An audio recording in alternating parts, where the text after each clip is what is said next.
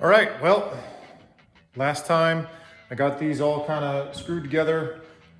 Self-tappers in there to hold the roof line kind of in the contour that we're looking for here. So I think it came together pretty well. What I'm gonna do today is gonna be very tedious. I'm going to kind of cut and butt. I'm gonna have to clean up each individual joint. I'm gonna have to slice through it. Then I'm gonna have to put tack welds in.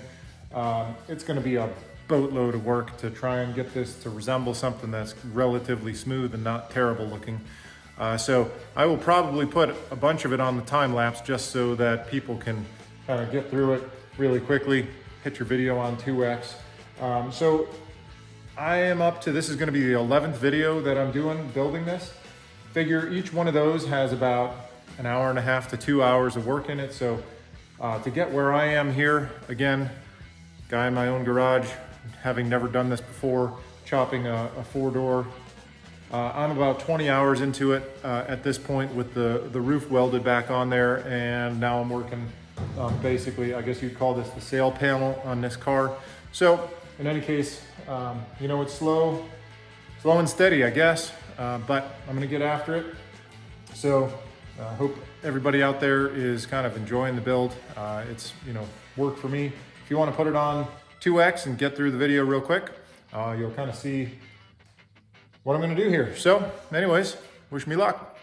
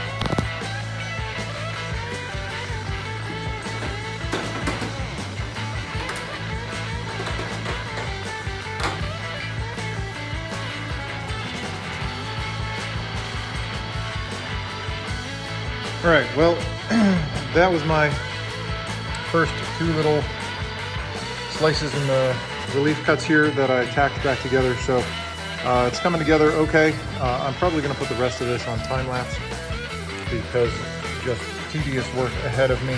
But in any case, seems to flow pretty good. I'm sure we're gonna run into some areas over here as I continue going that I'm gonna need to make some other relief cuts or do something to get this to lay flat-ish.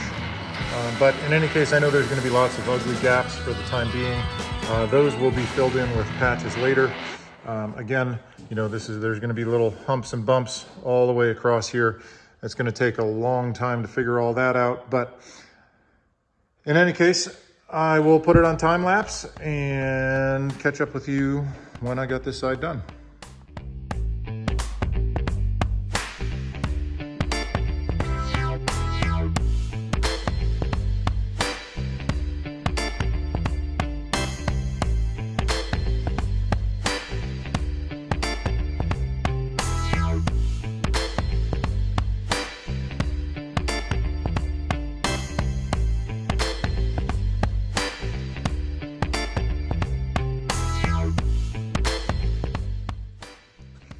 All right, so this is temporarily in. I know that I'm gonna have to do some work, specifically right here. Probably can't tell on the video, but there's a very low spot there. This has got a nice, kind of got the bubble to it, and then it dips real low in here. So I'm gonna have to cut these tacks out. I might put a relief cut like such on that, so I can bring this up, stretch it out a little bit. But in any case, kind of got a whole bunch of tacks in there holding these things in place. Obviously need to make a filler for there. Even as much work as that took, I'm considering just following this line, cutting that, and I'm just gonna maybe put a whole new piece in here because that was my first attempt and that was very frustrating. Even though it's welded in there, it's pretty fugly. So I'm gonna do some work here. Like I said, cut those tack welds out, kind of bring that section up to follow the contour a little bit better. Might get the hammer and dolly on that and whack away at it for a little bit. But hey, it's my first try, so I'm all right with that. Looks okay.